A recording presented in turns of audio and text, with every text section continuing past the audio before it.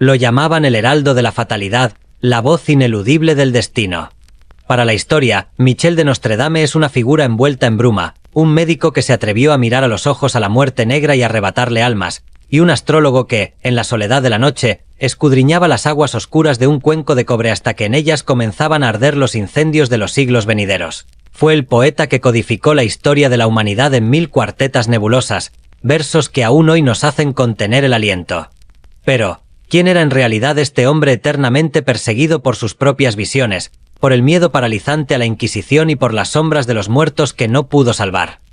Esta no es solo una historia sobre magia o profecías apocalípticas. Es el relato de una profundísima tragedia humana.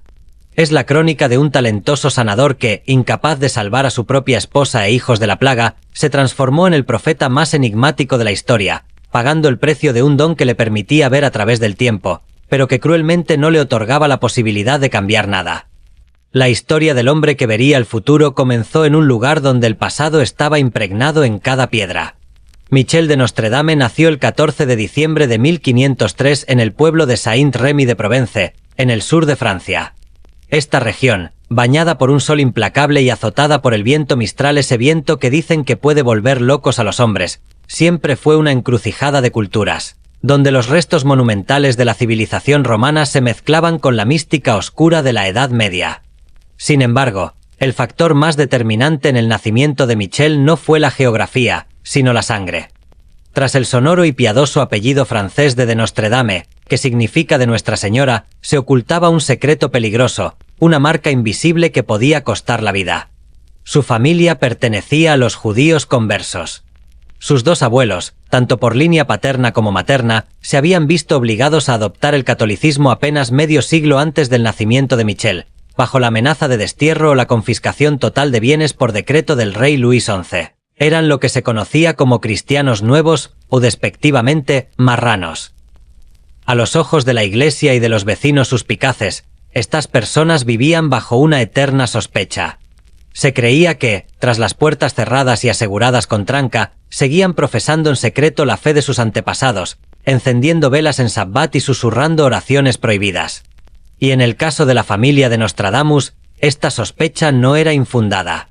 Michel creció en un hogar de dualidades extremas. Una piedad católica externa, perfecta y escrupulosa, combinada con un conocimiento profundo y secreto de las antiguas tradiciones judías, la cábala y el misticismo numérico.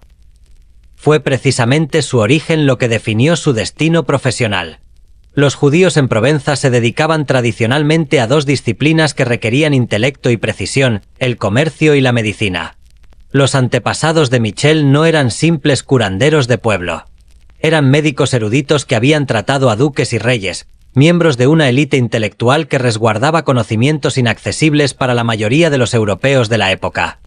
La educación del joven Michel no estuvo a cargo de sus padres, sino de sus dos abuelos extraordinarios, Jean de Saint-Rémy y Pierre de Nostredame. Estos ancianos vieron en el niño algo inquietante, no solo una mente viva, sino una memoria fenomenal, casi aterradora en su precisión. El niño podía citar capítulos enteros de libros habiéndolos leído una sola vez, absorbiendo información como una esponja seca absorbe el agua. Decidieron entonces transmitirle todo lo que sabían, una herencia intelectual con la que no se podía soñar en las escuelas comunes. Jean de Saint-Rémy, que había servido como médico personal del rey René el Bueno, le enseñó al nieto no solo latín, griego y hebreo, las llaves de la sabiduría antigua, sino que le abrió las puertas del mundo celestial. Por las noches, subían al techo de la casa, lejos de las miradas indiscretas. Allí, bajo la inmensa cúpula estrellada de la Provenza, el anciano le enseñaba al niño a leer el cielo. Para ellos, la astronomía y la astrología no eran ciencias separadas, sino un todo único e indivisible. El movimiento de los planetas no era simple mecánica celeste. Era el lenguaje de Dios, una escritura divina con cuya ayuda se podían entender las causas de las enfermedades y el destino de las naciones. Fue allí, en los tejados ventosos, donde el joven Michel aprendió por primera vez que el caos de la Tierra estaba escrito en el orden del cielo. Además de las estrellas, lo iniciaron en los misterios de la tierra, las hierbas y las plantas. Los abuelos le transmitieron los secretos de la alquimia y la farmacia primitiva, cómo mezclar venenos y antídotos, cómo destilar esencias volátiles, cómo usar la fuerza bruta de la naturaleza para curar. Creció en una atmósfera densa, cargada de saber antiguo, donde la magia era simplemente una ciencia aún no comprendida y los libros viejos se consideraban la fuente de la verdad suprema. A los 15 años, Michel estaba listo para salir al mundo, llevando en su mochila un legado que pronto chocaría violentamente con la realidad académica de su tiempo. En 1518, a la tierna edad de 15 años, Michel dejó la seguridad de su hogar en Provenza para ingresar en la Universidad de Aviñón. Fue su primer paso real en el gran mundo, y qué mundo tan rígido encontró. Aviñón, antigua residencia de los papas, era el corazón palpitante de la teología y la escolástica, un lugar donde el dogma pesaba más que la observación. Pero Michel no era un estudiante común. Mientras sus compañeros se perdían en áridos debates teológicos, él miraba hacia arriba. Destacaba entre la multitud gris de estudiantes por su audacia intelectual.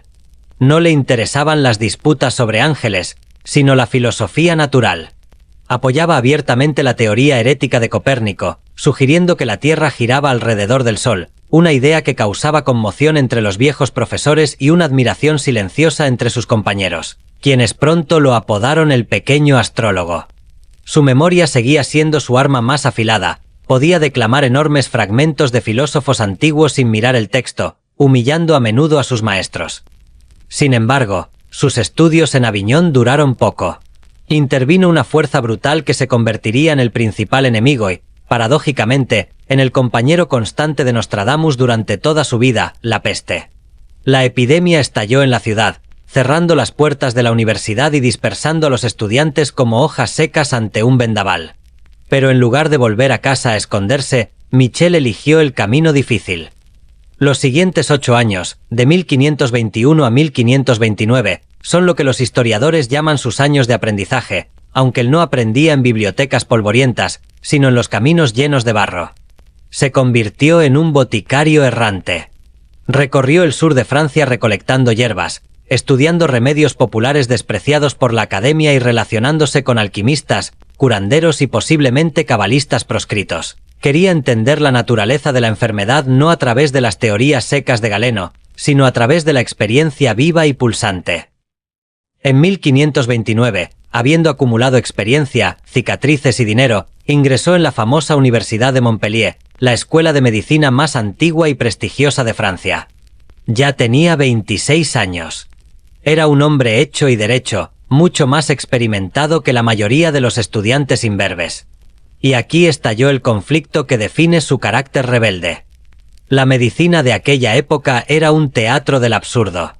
Los médicos eran teóricos arrogantes que daban conferencias en latín desde altas cátedras, sin tocar jamás a un paciente.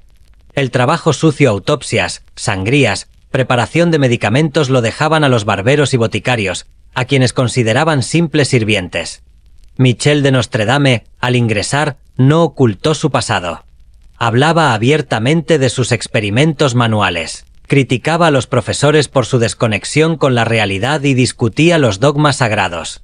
Su insolencia fue tal que, en los archivos de Montpellier, aún se conserva un documento que atestigua el intento de expulsarlo por haber ejercido un oficio manual prohibido boticario y por sus discursos sediciosos.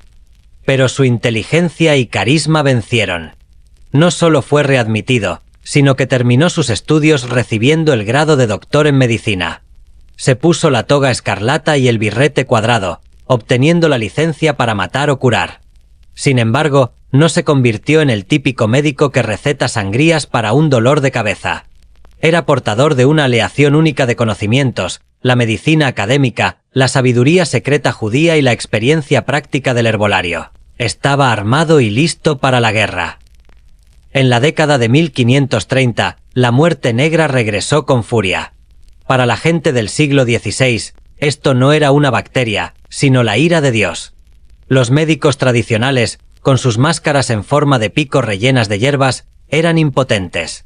Sus tratamientos mercurio, arsénico, sangrías mataban más rápido que la plaga. A este infierno descendió voluntariamente el joven doctor Nostradamus. Su enfoque fue, sencillamente, revolucionario. Fue uno de los primeros en intuir los principios de la asepsia, 300 años antes de Pasteur. Prohibió categóricamente las sangrías, entendiendo que debilitaban al cuerpo. Renunció a las cauterizaciones crueles. En su lugar, recetaba lo que parecía locura: aire fresco, agua limpia y la retirada inmediata de los cadáveres de las calles. Exigía que se lavaran las sábanas y se purificara el aire. Sin saberlo, estaba combatiendo las pulgas y ratas, los verdaderos vectores de la muerte. Pero su arma secreta, el remedio del que susurraba toda Francia, eran sus famosas píldoras rosas. Las repartía a manos llenas.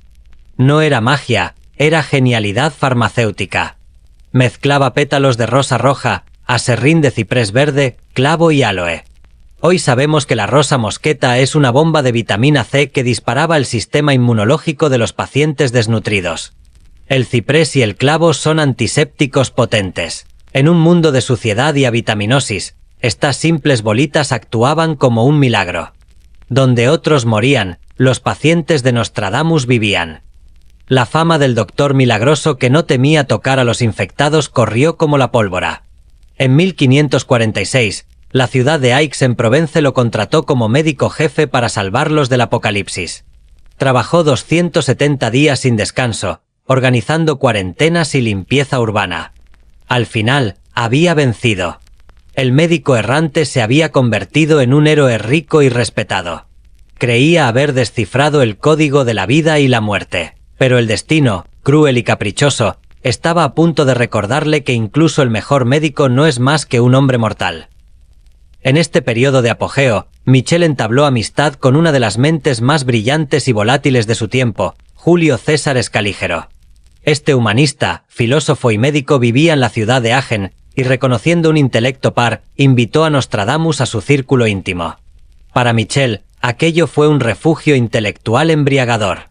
En la vasta biblioteca de Escalígero, pasaban horas discutiendo sobre filosofía antigua, nuevos descubrimientos botánicos y los secretos ocultos de la naturaleza.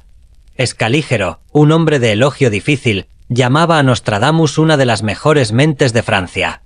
Parecía que la vida finalmente se había arreglado. Nostradamus era rico, famoso y respetado. Decidió echar raíces en Agen. Se casó con una joven de buena familia, algunas fuentes la llaman Henriette d'Encausse, y la vida le regaló 2 hijos, un niño y una niña. Michel, que ya pasaba de los 30, creyó haber encontrado su Ítaca, un hogar cálido, una familia amorosa y paz mental. Estaba convencido de haber vencido al destino. Creía con arrogancia científica que sus conocimientos y experiencia eran un escudo impenetrable capaz de proteger a sus seres queridos de cualquier desgracia. Pero se equivocó. El destino, al que había burlado con tanto éxito en ciudades ajenas, llegó al umbral de su propia puerta con una factura impagable. La peste, que había retrocedido táctica pero no definitivamente, regresó a Agen en 1534 con una virulencia renovada. Y esta vez, la muerte negra tenía un objetivo concreto. No buscaba una multitud anónima. Buscaba el corazón del hombre que la había desafiado. La epidemia estalló de repente. Nostradamus, fiel a su juramento hipocrático, corrió a las calles a salvar a los ciudadanos. Pero al regresar una noche a casa, exhausto y oliendo a vinagre y humo, se encontró con la pesadilla encarnada, descubrió los síntomas inequívocos de la enfermedad en su esposa y en sus 2 hijos pequeños. Fue el momento de la verdad absoluta para el médico. El hombre que había salvado miles de vidas ajenas con sus píldoras rosas y sus estrictos regímenes de higiene, ahora estaba de pie, paralizado, junto al lecho de sus seres más amados. Sus manos, habitualmente firmes como el acero, temblaban incontrolablemente. Aplicó todos sus conocimientos con desesperación maníaca, les dio las mejores medicinas, desinfectó el aire hasta hacerlo irrespirable, veló sus sueños febriles sin dormir un segundo. Pero la enfermedad se burló de su ciencia. Primero murió su esposa, exhalando su último aliento en sus brazos. Tras ella, uno por uno, se apagaron sus hijos. Para Nostradamus, aquello no fue solo un colapso personal. Fue su fin profesional y espiritual. La ciudad de Agen observó la tragedia con crueldad medieval. Los habitantes, que hasta ayer lo idolatraban como a un santo, ahora lo miraban con horror y desprecio. El susurro a sus espaldas era peor que un grito, una sentencia bíblica: médico, cúrate a ti mismo. Si no pudo salvar a su propia sangre, razonaban, significaba que sus medicinas eran mentira. O peor aún, significaba que estaba maldito por Dios. A los ojos de una sociedad supersticiosa, la muerte de la familia del médico no era una tragedia biológica, sino una señal divina de repudio. Su clientela se esfumó al instante. Los pacientes cruzaban la calle al verlo, tapándose la boca con pañuelos perfumados. Pero eso fue solo el comienzo de su caída libre. La familia de su difunta esposa, en lugar de compadecerse, olió sangre y le interpuso una demanda judicial despiadada. Exigieron la devolución inmediata de la dote, argumentando que tras la muerte de la esposa y los hijos, él ya no tenía derecho a la herencia. Comenzó un juicio humillante que lo despojó de sus últimos ahorros y de su dignidad. El golpe de gracia se lo dio su mejor amigo y mentor, Julio César Escalígero. Este brillante intelectual resultó ser un hombre arrogante e intolerante con el fracaso ajeno. Al ver destruida la reputación de Nostradamus, renegó públicamente de él con una frialdad espeluznante. Declaró que la amistad con un charlatán que no pudo salvar a sus propios hijos manchaba su inmaculado nombre. Las puertas de la casa donde Michel había sido feliz se cerraron para siempre en su cara. Y entonces, en medio de las ruinas de su vida, despertó la bestia, la Inquisición. Hasta ese momento, su fama de salvador lo había protegido de los ataques de la Iglesia, que siempre miraba con sospecha al médico judío aficionado a la astrología. Pero ahora estaba solo e indefenso. Recordaron un viejo incidente trivial. Una vez, al pasar junto a un artesano que fundía una estatua de la Virgen María, Nostradamus supuestamente comentó con sarcasmo estético que aquel hombre estaba creando demonios. Era una crítica artística a la fealdad de la obra, pero ahora sus enemigos la reinterpretaron como blasfemia y prueba de su judaísmo secreto o luteranismo. En 1538, el inquisidor de Toulouse lo citó a interrogatorio. Nostradamus, con la mente clara a pesar del dolor, comprendió que quedarse significaba morir en la hoguera. Recogió sus pocas pertenencias, montó en una mula y abandonó ajena al amparo de la noche, dejando atrás las tumbas de su familia y la vida que pudo haber sido. El médico había muerto. El vagabundo nacía en la oscuridad. Comenzó el periodo más misterioso y oscuro de su vida. 6 años de vagabundeo de los que sabemos muy poco, un vacío en los registros oficiales que se extiende de 1538 a 1544. Michel desapareció de los radares de la historia para convertirse en el judío errante, un peregrino sin meta geográfica pero con una obsesión espiritual. Cruzó toda Francia, atravesó los pasos alpinos hacia Italia y se perdió en las neblinas de Lorena y posiblemente Alemania. Pero este no era un viaje turístico. Era una inmersión en el mapa del conocimiento prohibido. Profundamente decepcionado de la medicina oficial que no había podido salvar a su propia sangre, comenzó a buscar respuestas en las sombras. Visitaba laboratorios clandestinos de alquimistas en los canales de Venecia y en los callejones de Milán. Se reunía con cabalistas ancianos que le enseñaban que el mundo visible es solo una cáscara frágil, bajo la cual se ocultan los verdaderos engranajes de la existencia. Estudiaba las propiedades de plantas alucinógenas y minerales que la Iglesia consideraba demoníacos. Fue precisamente en estos años de soledad y polvo en el camino cuando comenzó su verdadera transformación. El médico racional moría lentamente para dar paso al profeta visionario. Empezó a notar grietas en su percepción de la realidad, destellos repentinos de intuición que lo golpeaban como un rayo, sueños vívidos que se cumplían al pie de la letra días después, y sensaciones vertiginosas de déjà vu en ciudades que pisaba por primera vez. Con este periodo se relaciona una de las leyendas más famosas sobre Nostradamus, un incidente que, de ser cierto, prueba que su tercer ojo se abrió en los caminos de Italia. Viajando por la región de Ancona, Nostradamus se cruzó con un grupo de jóvenes monjes franciscanos que caminaban humildemente por el sendero. De repente, el médico se detuvo, bajó de su mula y, sin mediar palabra, cayó de rodillas en el barro ante uno de ellos, un joven monje porquero llamado Felice Peretti, que no tenía nada de especial. Los compañeros de viaje y los propios monjes quedaron atónitos ante la escena. Le preguntaron, entre risas nerviosas, por qué un hombre de su porte se inclinaba ante un simple hermano menor. Nostradamus, sin levantar la cabeza del suelo, respondió con voz grave: «Debo arrodillarme ante su santidad». Todos lo tomaron por loco.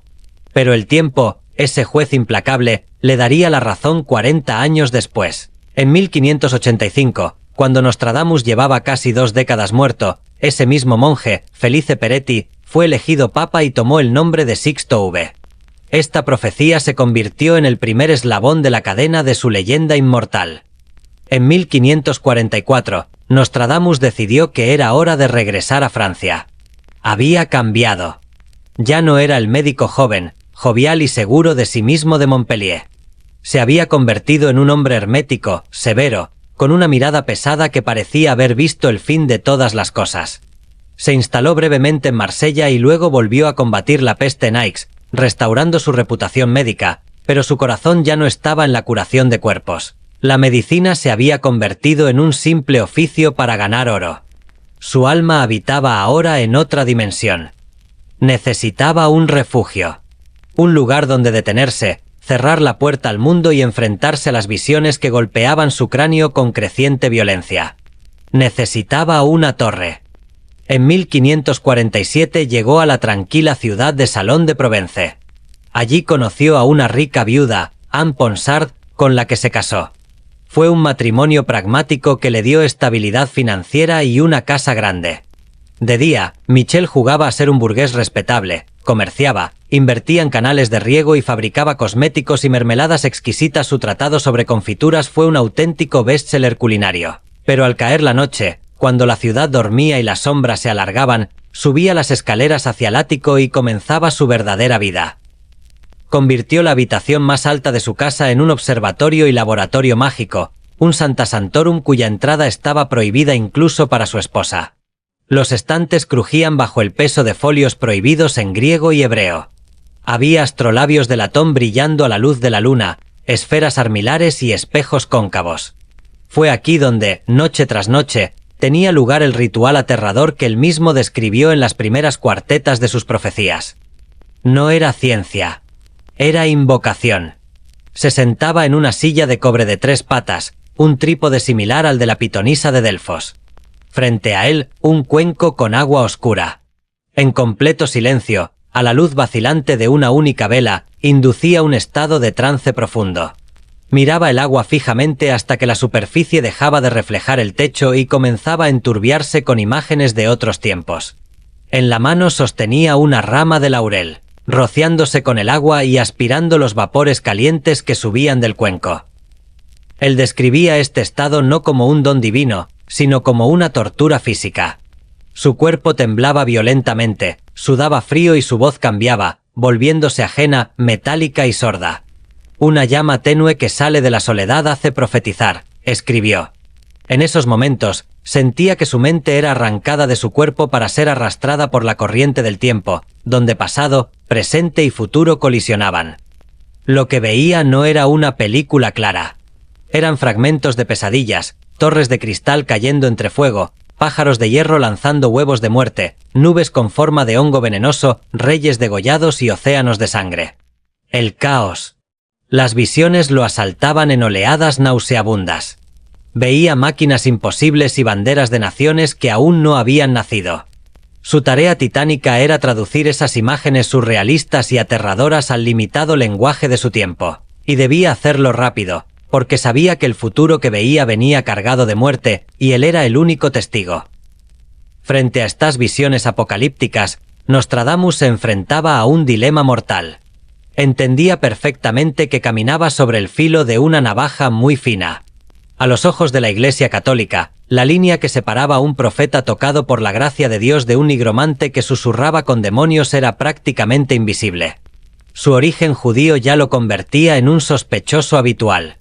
Una sola palabra equivocada y las llamas de la Inquisición no serían una visión del futuro, sino su realidad inmediata. Si hubiera escrito en texto plano, en 1789, el pueblo de Francia se levantará, derrocará al rey y le cortará la cabeza, lo habrían arrestado por sedición y herejía antes de que la tinta se secara. Por eso, tomó una decisión estratégica: cifrar el destino. Creó un lenguaje único, oscuro y laberíntico, un código de seguridad que esperaba que solo los iniciados del futuro pudieran descifrar. Escribía en cuartetas estrofas de 4 versos, pero estos versos eran una trampa para la mente lógica. No tenían métrica regular. Era un flujo de conciencia caótico donde mezclaba el francés antiguo con latín, griego, dialecto provenzal y hebreo. Usaba anagramas, reordenando las letras de los nombres propios como Pau, Nay, Loron para Napoleón, sinécdoques y metáforas astrológicas complejas. Más importante aún, violó intencionalmente la cronología. Barajó las cuartetas como un mazo de cartas antes de una partida de póker. Una profecía sobre la Segunda Guerra Mundial podía estar impresa justo encima de una predicción sobre la peste bubónica del siglo XVII. Destruyó las referencias temporales para protegerse. Oscurecí mis profecías, confesó en una carta a su hijo César, para no enfurecer a los gobernantes del presente. Era, ante todo, una estrategia de supervivencia. El libro debía parecer, a los ojos de un inquisidor ignorante, un conjunto de delirios poéticos inofensivos. Pero debía contener suficientes detalles afilados para que, cuando el evento ocurriera, la verdad brillara con sangre. Antes de lanzar su obra maestra, Nostradamus, con la astucia de un comerciante provenzal, decidió tantear el mercado. A partir de 1550 comenzó a publicar almanaques anuales. Eran calendarios populares con predicciones del clima, las fases lunares y eventos políticos vagos. El éxito fue ensordecedor. La gente, que vivía en una época de incertidumbre crónica, ansiaba cualquier pista sobre el mañana. Mercaderes y granjeros compraban sus folletos en las ferias para saber cuándo sembrar el trigo o cuándo no enviar sus barcos al mar. Estas pruebas piloto le confirmaron que el público estaba listo y, lo más importante, le trajeron el dinero y la influencia necesarios para protegerse de sus críticos. Finalmente, en 1555, en la ciudad de Lyon, salió la primera edición de su magnum opus, Las profecías del maestro Michel Nostradamus. El libro contenía las primeras 3 centurias o grupos de 100 versos. La reacción fue una explosión polarizada. Los poetas y la élite intelectual, como Ronsard, lo aclamaron como el nuevo oráculo de la antigüedad. La gente común compraba el libro aterrorizada por las desgracias venideras, pero el clero y la facultad de medicina estaban furiosos. Lo llamaban borracho, charlatán y monstruo que vende mentiras. En las calles de Salón, los insultos volaban a su paso, y por las noches, manos anónimas pintaban orcas en la puerta de su casa. Sin embargo, entre cientos de versos nebulosos, había uno que brillaba con una claridad aterradora, la cuarteta 35 de la Centuria I. Hablaba de un león joven que vencería a un león viejo en una jaula de oro, perforándole el ojo. Nadie en 1555 podía entenderlo, parecía una hermosa metáfora de batalla. Pero esas líneas estaban destinadas a cambiar la historia de Francia. El libro llegó a París, al escritorio de la mujer más poderosa y temida del reino, la reina Catalina de Médici. Catalina era una figura siniestra, una italiana del linaje de los banqueros Médici, sobrina de papas y aficionada a las artes oscuras. En la corte francesa se sentía una extraña, despreciada por su esposo, el rey Enrique II, quien prefería abiertamente la cama de su amante, Diana de Poitiers. Humillada y aislada, Catalina buscaba poder en lo oculto. Se rodeaba de magos, astrólogos y adivinos como escudo contra sus enemigos. Al leer la cuarteta 35, la reina sintió el frío de la tumba. Ella, que vivía atormentada por la seguridad de su esposo a pesar de sus infidelidades, vio en el león viejo una advertencia directa para el rey. En 1556, convocó a Nostradamus a la corte. Para el médico de provincias, la invitación real fue un momento de triunfo supremo y de pánico absoluto. El viaje a París, cruzando una Francia llena de bandidos, le tomó un mes.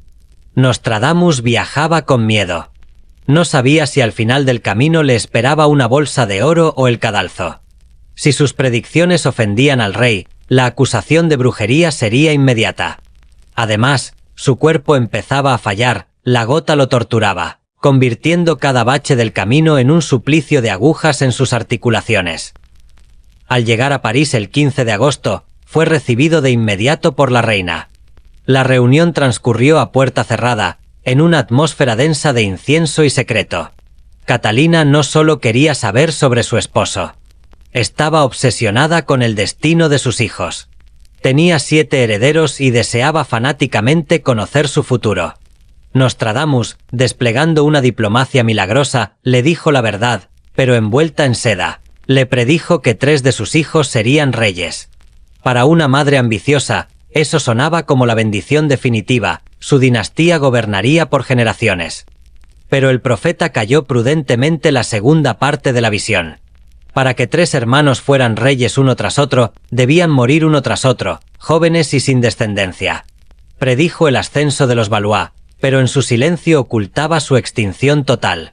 La reina quedó satisfecha, lo colmó de regalos y le otorgó el título de médico y consejero real. Sin embargo, el rey Enrique II, un guerrero escéptico en la flor de la vida, se rió de las advertencias del anciano sobre jaulas de oro.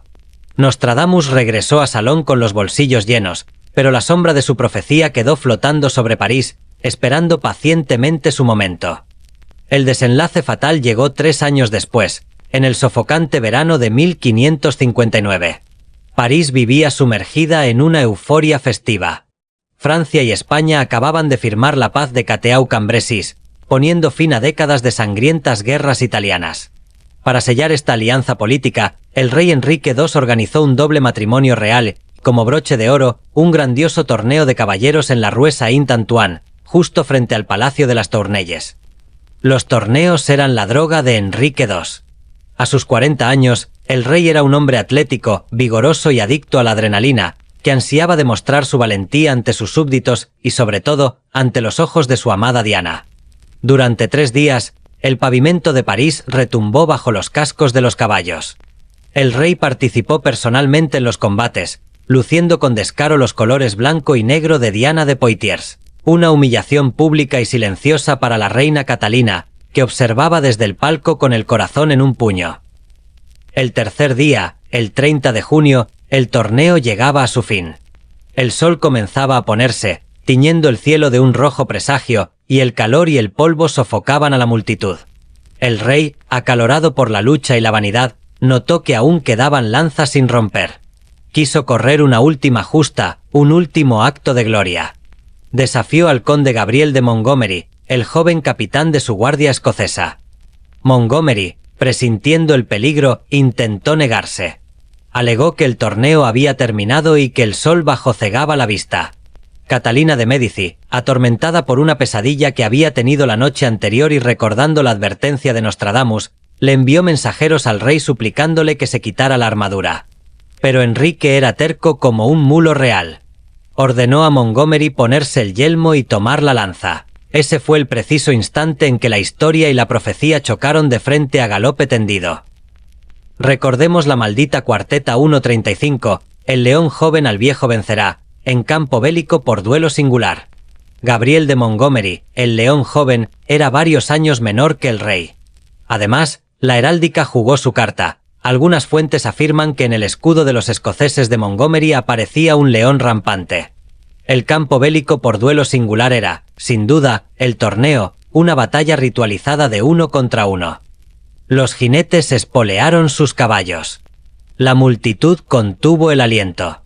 Se oyó un estruendo terrible, el crujido de la madera seca rompiéndose. Las lanzas golpearon los escudos y estallaron en 1000 astillas. Fue un golpe brutal, pero ambos jinetes se mantuvieron en la silla. Sin embargo, por una fatalidad del destino o una precisión diabólica, Montgomery no alcanzó a arrojar a tiempo el fragmento roto de su lanza. El trozo de madera, afilado y astillado, se deslizó hacia arriba por la coraza del rey. En jaula de oro los ojos le atravesará. Enrique II llevaba un yelmo de lujo, dorado, con la visera bajada. La visera era una rejilla metálica, literalmente una jaula de oro.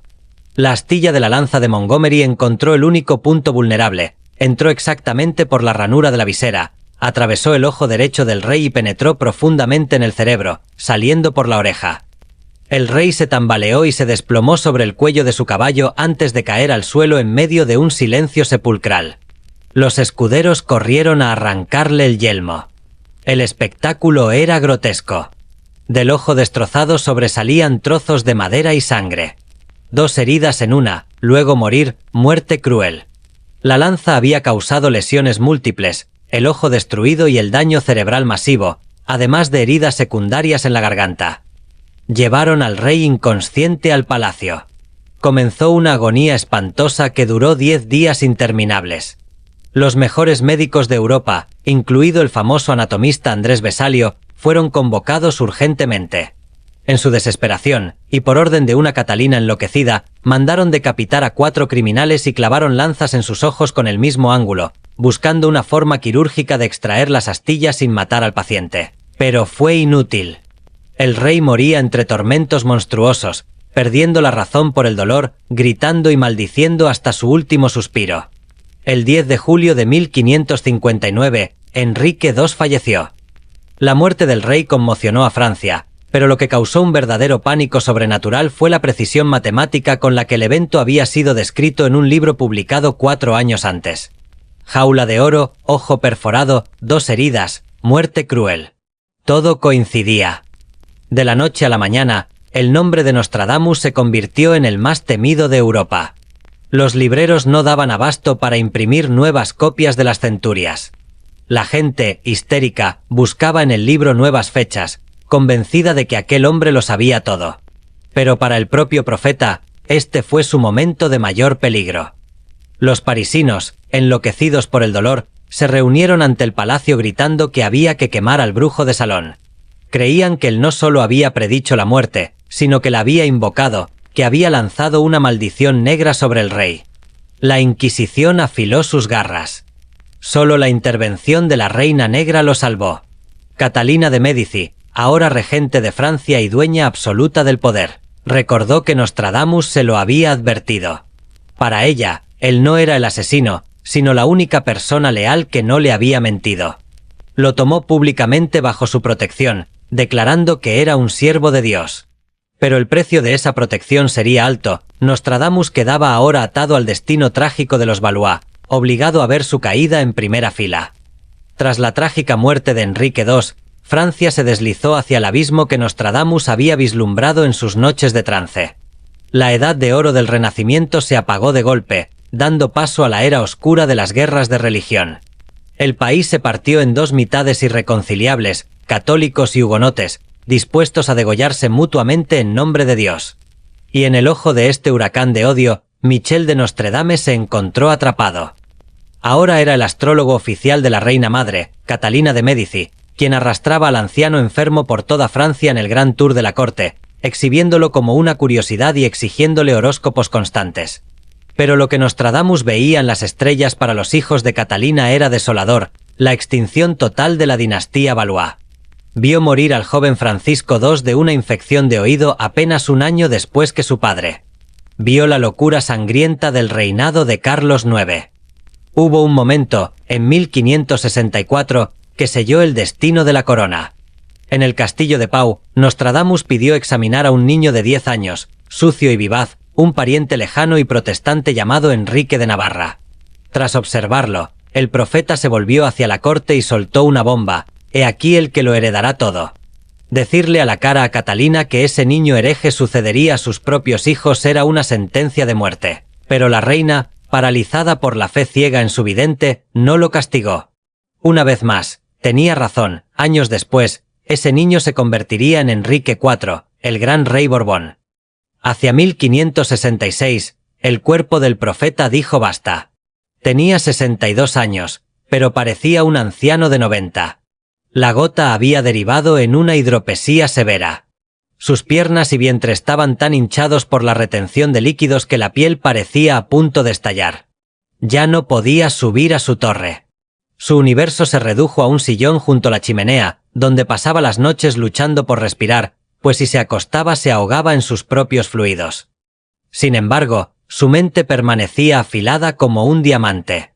Enfrentó su propia muerte no con miedo, sino con la frialdad administrativa de un contable. El 17 de junio llamó al notario para dictar un testamento meticuloso, repartiendo sus 3.444 escudos de oro hasta el último centavo. Incluyó una cláusula extraña y arrogante: pidió ser enterrado en la pared de la iglesia de los Cordeleros, de pie. En posición vertical. Se dice que no quería que nadie, ni siquiera después de muerto, pusiera sus sucios pies sobre su rostro. El acto final llegó el 1 de julio de 1566. Su fiel secretario, Jean de Chavigny, se despidió de él por la noche diciendo: «Hasta mañana, maestro». Nostradamus, con una mirada que cruzaba el velo de la realidad, le respondió con su última y más precisa profecía: mañana, al amanecer, ya no me encontrarás con vida. No era una queja. Era un hecho. A la mañana siguiente, lo encontraron muerto en el suelo, tal como había dicho. El hombre que había visto la muerte de reyes y el fin de imperios había cronometrado su propio último suspiro. Pero ni siquiera la tumba le trajo paz. 200 años después, durante la Revolución Francesa en 1791, la leyenda de Nostradamus escribió su capítulo más macabro. Una tropa de soldados revolucionarios, borrachos de vino y ateísmo, irrumpió en la iglesia de Salón. Habían oído el rumor de que el brujo estaba enterrado con un tesoro. Con picos y martillos, destrozaron la tumba y abrieron el ataúd. No había oro. Solo huesos. Según la leyenda popular, cuando uno de los soldados levantó el cráneo del profeta, encontró un medallón de cobre colgando del esqueleto con una fecha grabada, 1791. Nostradamus había predicho el año exacto de su propia profanación. El soldado, burlándose del miedo de sus compañeros y recordando el mito de que quien bebiera en el cráneo del vidente heredaría sus poderes, llenó la calavera de vino y bebió de un trago. Segundos después, una bala perdida de una escaramuza exterior atravesó la ventana de la iglesia y lo mató en el acto. La profecía se cumplió instantáneamente con sangre. Hoy, 500 años después, las centurias de Nostradamus siguen imprimiéndose sin interrupción, un récord solo superado por la Biblia.